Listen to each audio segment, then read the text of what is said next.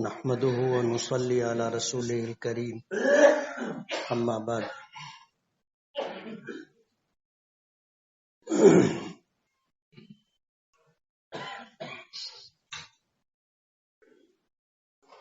ان الصلاة كانت على المؤمنين كتابا موقوتا صدق اللہ العظیم۔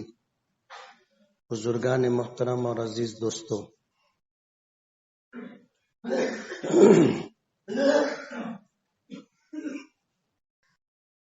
عبادات اور دین کے بنیادی احکامات سے جڑے مسائل کا سلسلہ چل رہا تھا۔ اذان، اقامت، اذان کی شرف و فضیلت، اسلام میں اذان کا مقام، اذان کی ابتدا، یہ ساری تفصیلات گزر چکی تھی۔ اور اذان اس لیے دی جاتی ہے کہ نماز، فرض نماز جماعت کے ساتھ قائم کی جائے۔ اذان دی گئی، کوئی آ گیا تو جماعت کے ساتھ نماز ہو جائے گی، نہیں آیا آدمی اکیلا نماز پڑھ لے گا۔ لیکن فرض نماز کے لیے اذان دی جائے گی۔ اگر ہم بستی میں ہیں جہاں اذان کی آواز سنائی دیتی ہے تو اذان کی ضرورت نہیں، اور اگر کسی ایسے مقام پر ہے جہاں اذان کی آواز نہیں پہنچتی اور اس مقام پر اگر فرض نماز پڑھنی ہے تو اکیلا شخص بھی ہوگا تو وہ بھی اذان دے گا اور اذان دے کر کے نماز پڑھے گا۔ اور آپ کو پتہ ہے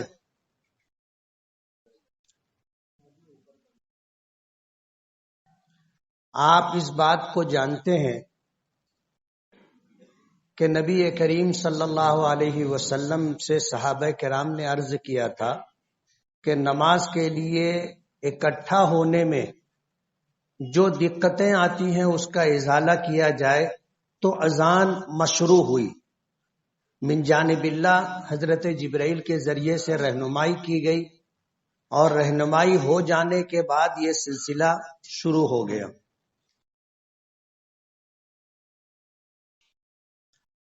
نماز جب پڑھی جائے گی تو کن چیزوں کا پاس و لحاظ ضروری؟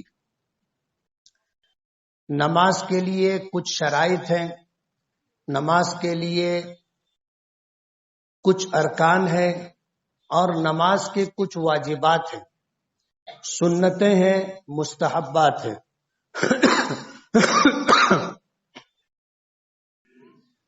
نماز کے صحیح ہونے کے لیے شرائط کا وجود بھی ضروری ہے، ارکان کا وجود بھی ضروری ہے، واجبات کا وجود بھی ضروری۔ اگر شرط چھوٹے گی تو نماز نہیں ہوگی، ارکان چھوٹیں گے تو نماز نہیں ہوگی، واجبات چھوٹیں گے تو نماز واجب الاعادہ ہوگی، یعنی اسے پھر سے پڑھنا پڑے گا۔ سنت اور مستحبات چھوٹ جائیں تو نماز میں اجر و ثواب میں کمی ہوگی۔ نماز ہو جائے گی لیکن نماز کے اجر و ثواب میں کمی آئے گی۔ نماز کے جو ایسے احکامات جن کے بغیر نماز کا وجود نہیں ہو سکتا، یعنی اگر ان میں سے ایک بھی چھوٹ جائے تو نماز نہیں ہوگی۔ اگر وہ نماز کے باہر ہیں تو ان کو شرائط کہتے، اور اگر نماز کے اندر ہیں تو ان کو فرائض کہتے۔ فرض کی جمع ہے فرائض، اسی کو ارکان بھی کہتے۔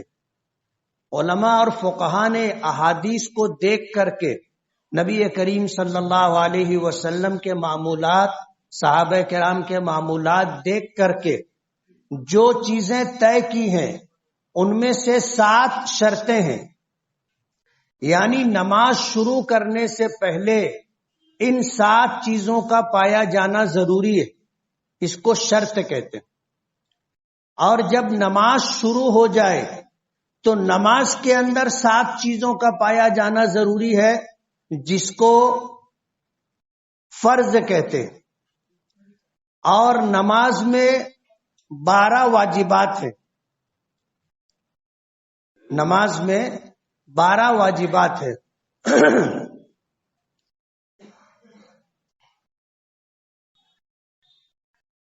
تو نماز کے باہر جو چیزیں ہیں جن کا وجود ضروری ہے وہ 7 چیزیں ہیں. پہلی چیز ہے بدن کا پاک ہونا. پہلی چیز ہے بدن کا پاک ہونا. بدن حدث اصغر اور حدث اکبر دونوں سے پاک ہو، یعنی غسل کی بھی حاجت نہ ہو اور وضو بھی کر لیا گیا ہو، اور ظاہری طور پر بدن پر کہیں ناپاکی نہ لگی ہو، جیسے پیشاب ہے، پاخانہ ہے، پیپ ہے، خون ہے، شراب ہے. یہ وہ چیزیں ہیں جو ناپاک ہیں. اگر یہ نجاست ظاہری ہے، اگر بدن پر کہیں لگی ہوگی تو اسے دھونا ہوگا. اسے دھونا ہوگا. دھو لیں گے. نجاست ظاہری سے ہم پاک ہو گئے. اب نجاست باطنی جو دکھائی نہیں دیتی، حدث اکبر ہے یعنی نہانے کی حاجت ہے تو غسل کرنا ضروری ہے. وضو کی حاجت ہے تو وضو کرنا ضروری ہے. تو نجاست ظاہری اور نجاست باطنی سے بدن پاک ہو، غسل کی بھی حاجت نہ ہو اور وضو بھی ہو اور نہ ہو تو وضو کر لیا جائے. یہ پہلی شرط ہے بدن کا پاک ہونا. دوسری چیز ہے کپڑے کا پاک ہونا. دوسری چیز ہے کپڑے کا پاک ہونا. ہمارے جسم پر جتنے کپڑے ہیں، کم ہو زیادہ ہو، جتنے کپڑے ہیں یہ سارے کپڑے پاک ہونا ضروری ہیں. اگر کپڑے پر ناپاکی لگی ہے اور وہ ناپاکی، وہ نجاست اگر خفیفہ ہے تو کتنی معاف ہے وہ آپ سن چکے، اور نجاست غلیظہ ہے تو کتنی معاف ہے وہ آپ سن چکے. لیکن اگر کپڑے پر ناپاکی لگی ہے اور وہ مقدار اتنی ہے کہ اس کے ساتھ نماز ہو جائے گی تو بھی پانی ہونے کی شکل میں اس کا دھونا ضروری ہے، ورنہ نماز مکروہ ہوگی. پیشاب کے چھینٹے آ گئے، یہ نجاست غلیظہ ہے، لیکن اس کی مقدار 1 درہم سے کم ہے. 1 درہم سے کم ہے، یعنی جتنے چھینٹے پڑے ہیں اگر ان کو اکٹھا کر لیا جائے اور اس کی مقدار پھیلاؤ میں 1 درہم سے کم ہے تو نماز ہو جائے گی، لیکن مکروہ ہوگی. وہ اتنی ناپاکی بھی نہیں ہونا چاہیے. بدن بھی پاک ہو، کپڑا بھی پاک ہو، سطر ڈھکا ہوا ہو. تیسری شرط، مرد کا سطر ناف سے لے کر کے گھٹنے کے نیچے تک ہے. مرد کا سطر ناف سے لے کر کے گھٹنے کے نیچے تک ہے. یہ سطر ہے، ہر حال میں نماز میں ڈھکا رہنا ضروری ہے. اگر یہ حصہ کھلا رہا تو نماز نہیں ہوگی. عورت کا جسم، عورت کا پورا جسم سطر ہے، سوائے چہرے کے، اتنے ہاتھوں کے اور پیر کے. اس کے علاوہ یعنی ٹخنوں سے لے کر کے سر کے بالوں تک اس کا پورا جسم ڈھکا ہونا چاہیے. ہمارے گھروں میں جو کوتاہی ہوتی ہے اس کی میں نشاندہی کر دوں. ہمارے یہاں بعض گھرانوں میں پوری آستین نہیں ہوتی. پوری آستین نہیں ہوتی، آستین کچھ کم ہوتی ہے. کچھ ہماری مائیں بہنیں جو ہیں یہاں تک آستین رکھتی ہیں، کچھ یہاں تک آستین رکھتی ہیں، کچھ یہاں تک رکھتی ہیں. اتنا کچھ حصہ کھلا ہوتا ہے. عورتوں کا پورا جسم سطر ہے.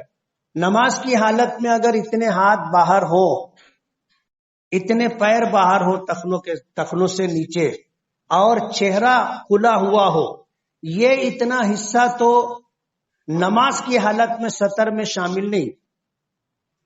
یہ کھلا رہا تو نماز ہو جائے گی.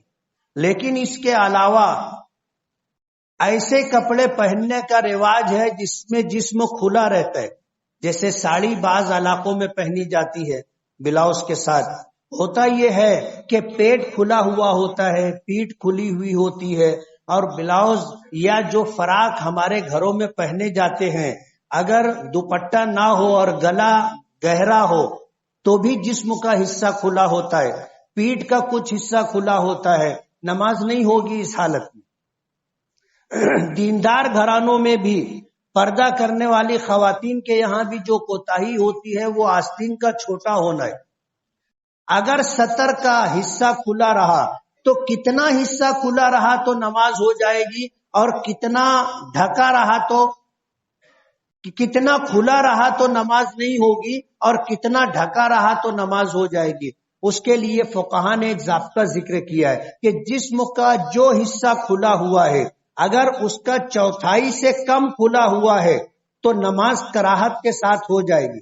جیسے ہماری یہ کلائی ہے، کلائی یہاں گٹے سے لے کر کے کوہنی تک یہ جسم کا ایک حصہ ہے، اس کو 4 حصے کیے جائیں گے۔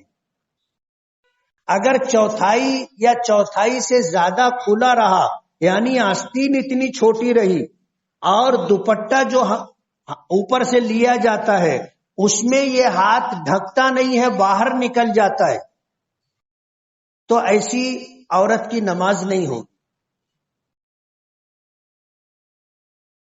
اور یہ وہ بنیادی چیز ہے جو اکثر جو ہے گھروں میں اس میں کوتاہی ہوتی ہے۔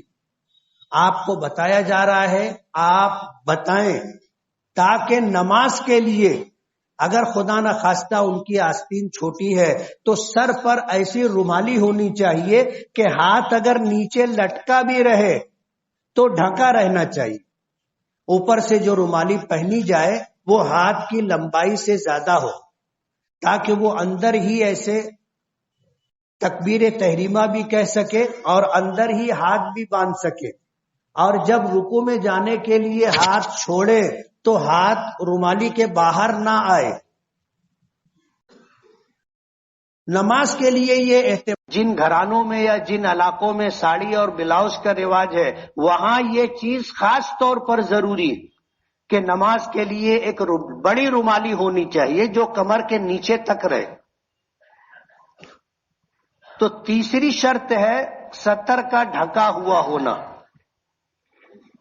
مرد کا سطر ناف سے لے کے گھٹنوں سمیت ہے، یہ حصہ جسم کا کسی بھی حالت میں کھولنا جائز نہیں ہے۔ اگر نماز کی حالت میں کھلا رہا تو نماز نہیں ہوگی۔ نماز نہیں پڑھ رہے ہیں تو بھی جسم کا یہ حصہ سطر ہے اور چھپا رہنا چاہیے۔ شرمگاہ یہ سطر غلیظہ ہے، جسم کا وہ حصہ جس کا ہر حال میں ڈھانکنا ضروری ہے، حتیٰ کہ آدمی غسل بھی کر رہا ہو تو برہنہ حالت میں غسل نہیں کرنا چاہیے۔ اس کا بھی ہمارے یہاں اہتمام نہیں ہے۔ ہم لوگ غسل خانے میں جاتے ہیں تو غسل خانے میں جانے کے بعد جسم سے سارے کپڑے نکال دیتے ہیں۔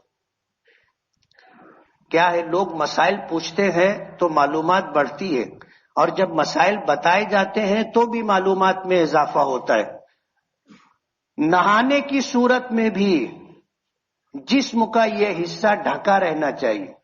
آپ ایک پاک کپڑا، ایک پاک لنگی رکھیں غسل کے لیے، اگر جسم پر نجاست ظاہری ہے اس کو آپ دھو کر کے دور کر دیں، اور غسل کرنا ہے تو پھر آپ کے جسم کے اوپر ایک پاک لنگی ہونی چاہیے۔ ماں اور بہنوں کے لیے مسئلہ الگ ہے، لیکن ہم مردوں کے لیے نبی کریم صلی اللہ علیہ وسلم کی عادت شریفہ تھی کہ آپ جب پیشاب کرنے کے لیے یا قضائے حاجت کے لیے بیٹھتے تھے تو جسم جب زمین کے قریب ہوتا تھا تو آپ کپڑا سمیٹتے تھے، یعنی پورا کپڑا سمیٹ لے اور جسم برہنہ ہو جائے پھر آپ بیٹھے، یہ آپ کا معمول نہیں تھا۔ حدیث پاک میں نبی کریم صلی اللہ علیہ وسلم کے جو معمولات ذکر کیے جاتے ہیں کہ آپ جب جسم کو زمین کے قریب کرتے تھے تو جسم سے کپڑا ہٹاتے تھے، حالانکہ تنہائی میں کوئی دیکھنے والا نہیں ہوتا، تنہائی میں کوئی دیکھنے والا نہیں ہوتا۔ ایک جگہ میں نے یہ مسئلہ ذکر کیا تو کہنے لگے کہ آدمی اکیلا ہے تو پھر کیا؟ میں نے کہا شریعت، ہماری شریعت، ہمارا دین اتنا خوبصورت ہے اتنی تفصیلات اس میں ملتی ہیں کہ جب ان کو بیان کرو تو دنیا حیران ہو جاتی. جیسے ماضی میں ایک واقعہ میں نے ذکر کیا تھا، حضرت ابو ایوب انصاری رضی اللہ تعالیٰ عنہ جب ملک شام پہنچے اور قضائے حاجت کے لیے بیت الخلا گئے تو وہاں جا کر دیکھا تو واپس آ گئے. کیوں کہ جو بھانڈا تھا وہ قبلہ رخ تھا. جب قبلہ رخ تھا تو وہ واپس آ گئے. تو لوگوں نے کہا کہ آپ نے قضائے حاجت کے لیے بات کی تھی اور آپ واپس آ گئے. تو کہنے لگے کہ اس میں بھانڈا جو ہے وہ قبلہ رخ ہے، قبلہ رخ ہے. تو لوگ کہنے لگے کیا؟ کہنے لگے کہ ہم قبلے کا احترام کرتے ہیں، نبی کریم صلی اللہ علیہ وسلم نے ہمیں اس سے منع کیا ہے. تو لوگ کہنے لگے کہ تمہاری شریعت کے اندر اتنی باریک باریک باتیں بھی ذکر کی گئی ہیں.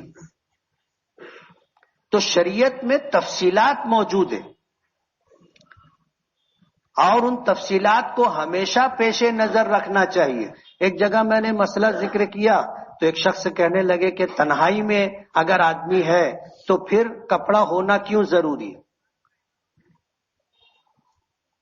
کپڑا ہونا کیوں ضروری ہے؟ آپ کے ذہنوں میں بھی یہ سوال آ سکتا ہے، اس لیے میں نے سوال ذکر کیا اور جواب آپ کو پتہ چل جائے اس لیے میں جواب بتانا چاہتا ہوں کہ اللہ پاک کو تو ہر چیز کا علم ہے.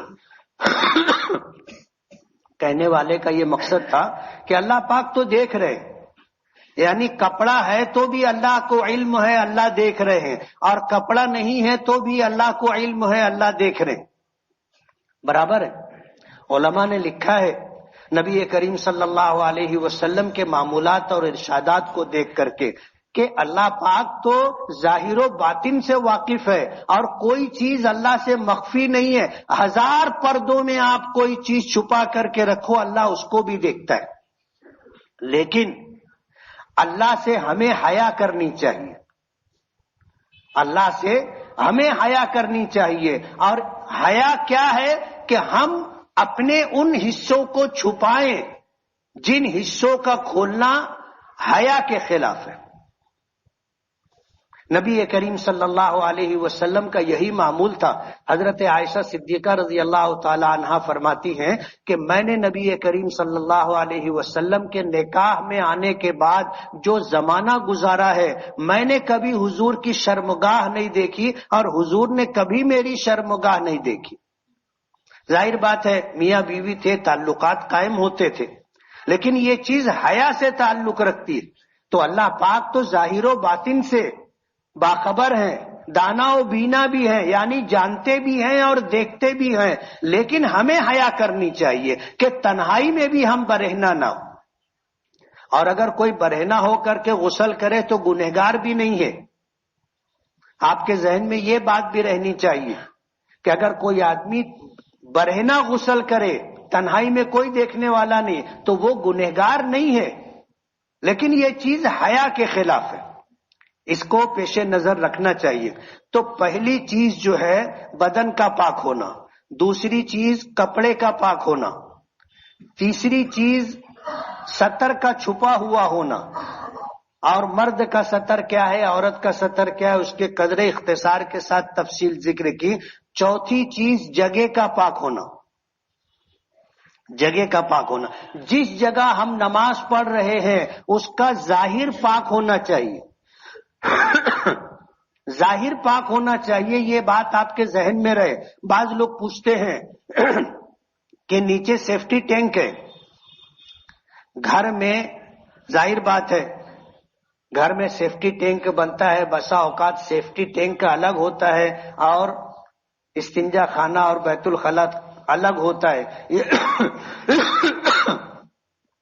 یا پھر جو ہے سیفٹی ٹینک بڑا ہونے کی وجہ سے کچھ حصہ ایسا ہوتا ہے جس کا اوپر سلیپ ہونے کی وجہ سے وہ استعمال کے قابل ہوتا ہے، لیکن نیچے سیفٹی ٹینک ہونے کی وجہ سے اس میں غلاظت اور گندگی ہوتی ہے.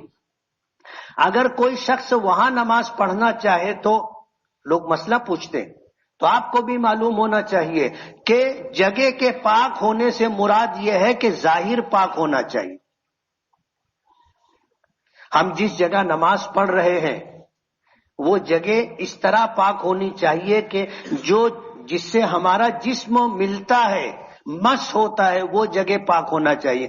ہمارے یہاں جو مسلوں کا اہتمام کرتے ہیں گھروں میں، اس کی وجہ یہ، آپ بھی سوچتے ہوں گے کہ خاص طرح کا جو ہے کپڑا ہوتا ہے یا موٹا باریک مسلے کے طور پر استعمال کیا جاتا ہے، جا نماز جس کو کہتے ہیں، اس کا اہتمام کیوں ہوتا ہے؟ نماز تو فرش پر مسلے سے زیادہ بہتر ہے. ہم وہ سجدہ جو زمین پر کریں اس سجدے سے جو چٹائی پر کرتے ہیں اس سے بہتر ہے، اور چٹائی پر جو سجدہ کرتے ہیں اس سے وہ بہتر ہے قالین پر سجدہ کرنے سے، مصلے پر سجدہ کرنے سے. لیکن مصلے اور جائے نماز کا اہتمام اس لیے ہوتا ہے کہ یہ نماز کی شرطوں میں سے ہے کہ جگہ پاک ہونی چاہیے. اب جس جگہ فرش پر ہم نماز پڑھ رہے ہیں اگر وہ جگہ پاک نہیں ہے تو نماز نہیں ہوگی ہماری. ہم پاک مصلی بچھا لیتے ہیں، اب اگر وہ فرش ناپاک بھی ہے تو مصلی ہمارا پاک ہے، ہماری نماز ہو جائے گی. بعض لوگ مسئلہ پوچھتے ہیں کہ گادی ہے، بچوں نے پیشاب کر دیا، اب ظاہر بات ہے وہ پیشاب اس میں جذب ہو گیا، وہ گادی ناپاک ہے، اس پر نماز پڑھ سکتے ہیں یا نہیں؟ تو مسئلہ ذہن میں رہے کہ گادی ناپاک ہے، اگر اس کے اوپر کی بیڈ شیٹ پاک ہے یا آپ نے اس کے اوپر مصلی بچھا لیا اور نماز پڑھ رہے ہیں اور مصلی پاک ہے تو آپ کی نماز ہو جائے گی. تو چوتھی شرط یہ ہے کہ جگہ پاک ہو.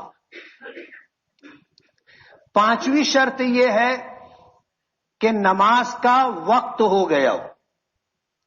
اب فرض نماز ہے، ابھی اگر کوئی شخص عصر کی نماز پڑھے تو اس کی نماز ہوگی؟ کیوں نہیں ہوگی؟ نماز کا وقت نہیں آیا. اگرچہ یہ وقت ظہر کی نماز کا ہے، جمعہ کی نماز کا ہے، لیکن عصر، مغرب، عشاء کی نماز کا وقت نہیں ہے. آج اس وقت اگر کوئی آج کی عصر پڑھنا چاہے، آج کی مغرب پڑھنا چاہے، آج کی عشاء پڑھنا چاہے تو نماز فرض ادا نہیں ہوگا، عصر کا فرض ادا نہیں ہوگا، فرض نماز نہیں ہوگی. آپ نفل پڑھنا چاہو اس کے لیے وقت کی پابندی نہیں ہے. تو فرائض کے لیے، واجبات کے لیے، واجب نمازوں کے لیے وقت بھی شرط ہے. چھٹی شرط یہ ہے کہ آدمی قبلہ رخ ہو، یعنی آدمی جب نماز پڑھے تو اس کا رخ قبلے کی طرف ہونا چاہیے. ایسا نہیں ہے کہ کدھر بھی رخ کر کے نماز پڑھ لو.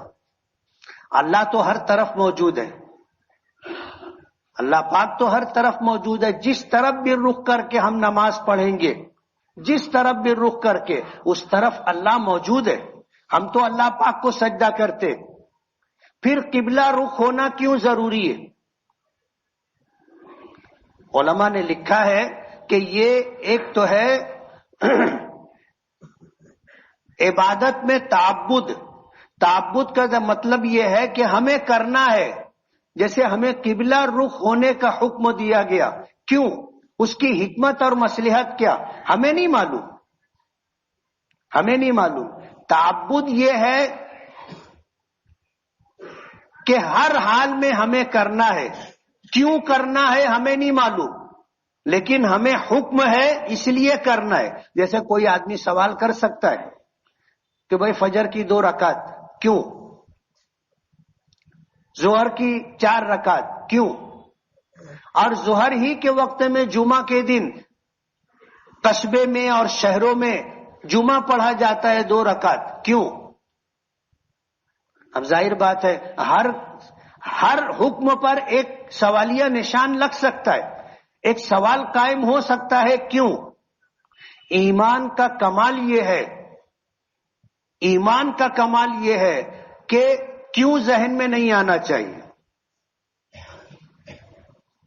ہم بندے ہیں، ہمیں حکم ملا ہے کرنے کا تو ہمیں کرنا ہے، معلوم ہو تو بھی، نہیں معلوم ہو تو بھی. شیخ صاحب الدین سہروردی رحمت اللہ علیہ، بیعت و سلوک میں 4 سلسلہ ہے، نقش بندیہ، چشتیہ، قادریہ، ایسے 4 سلسلے. ان 4 سلسلوں میں ایک سلسلے کے بانی ہے، سہروردیہ سلسلے کے بانی ہے شیخ شہاب الدین. ان کے ایک مرید تھے مرید تھے اور بہت زبردست عالم تھے، بہت زبردست. اتنے بڑے عالم تھے کہ انہوں نے اللہ کے ایک ہونے کے اوپر 100 دلیلیں قائم کی تھی. کتنی دلیلیں؟ ہم تو ایک بھی نہیں دے سکیں گے نا. اگر کوئی ہم سے پوچھے کہ اللہ کتنا ہے، ہم کہیں گے ایمان ہے کہ ایک ہے. وہ پوچھے گا کیسے، تو ہمارے پاس کوئی دلیل نہیں ہے. علم کے اعتبار سے ہمارے پاس دلیل نہیں ہے. علماء بتا سکتے کہ بھئی اللہ ایک ہے، اس کے دلائل کیا ہے. شیخ صاحب الدین سہروردی رحمت اللہ علیہ ان کے مرید تھے اور بہت بڑے عالم تھے، جنہوں نے تفسیر کبیر لکھی ہے. تفسیر کبیر قرآن پاک کی تفسیر 100 جلدوں میں لکھی ہے. کتنی جلدوں میں؟ 100 جلدوں میں لکھی. انہوں نے اللہ کے ایک ہونے کے اوپر 100 دلیلیں قائم کی تھی. اور سکرات کی کیفیت تھی، زندگی کا آخری وقت تھا، موت بالکل قریب تھی. شیطان آیا، اس نے آ کر کہا شہاب الدین اپنے آپ کو مسلمان سمجھتے ہو؟ کیوں؟ کہنے لگے کہ میں صاحب ایمان ہوں، صاحب اسلام ہوں، ایک اللہ کو مانتا ہوں. کہا تم اللہ کو ایک کہتے ہو، تمہارے پاس کوئی دلیل ہے؟ انہوں نے کہا کہ ہاں ہے. ایک دلیل دی، شیطان نے دلیل کاٹ دی. دوسری دلیل دی، شیطان نے دلیل کاٹ دی. شیطان بہت بڑا عالم ہے. حضرت آدم علیہ نبینا علیہ الصلاۃ والسلام کی شریعت سے لے کر کے سرکار دو عالم صلی اللہ علیہ وسلم کی شریعت تک پوری شریعت کا اس کو علم ہے. اتنا بڑا عالم ہے. یہ دلیلیں دیتے جا رہے تھے، وہ دلیلیں کاٹتا جا رہا تھا. شیخ شہاب الدین سہروردی رحمت اللہ علیہ کو کشف ہوا کہ ان کے مرید کے اوپر یہ کیفیت ہے کہ سکرات اور نزع کا عالم ہے اور شیطان آ گیا ہے اور یہ اللہ کی وحدانیت پر دلیل دے رہے ہیں، شیطان کٹ کرتا جا رہا ہے. آخری دلیل باقی رہ گئی تھی. اب ظاہر بات ہے آخری دلیل بھی اگر وہ دیتے اور شیطان وہ دلیل کاٹ دیتا تو یہ تو ہار جاتے اور پھر شیطان کی بات ماننی پڑتی. کشف ہوا، وضو کر رہے تھے اور کشف ہوا. انہوں نے ہاتھ میں پانی لیا، اس طرح چھیٹا پھینکا اور کہا یہ کیوں نہیں کہتا کہ میں اللہ کو بغیر دلیل کے ایک مانتا ہوں. یہ ہے ایمان. سمجھ میں آئے تو، نہیں سمجھ میں آئے تو ہم اللہ کو ایک مانتے ہیں. اللہ کو ایک مانتے ہیں. ہمارے پاس کوئی دلیل نہیں. کوئی ہم سے پوچھے ہم کہتے ہیں اللہ کو ایک مانتے. دلیل کوئی دلیل نہیں، اللہ کو بغیر دلیل کے ایک مانتے. یہ ہے تعبد کہ ہمیں کچھ سمجھے نہ سمجھے، ہم کسی کو بتا سکے نہ بتا سکے، لیکن اپنی بات ایک. ایمان کا کمال یہ ہے کہ آدمی کو حکمت و مصلحت نہ معلوم ہو، اس کے بعد بھی وہ مانتا ہو. اس کے بعد بھی تو اللہ تو چاروں طرف ہے. ہمیں پھر قبلے کی طرف رخ کر کے نماز پڑھنے کا حکم کیوں دیا گیا؟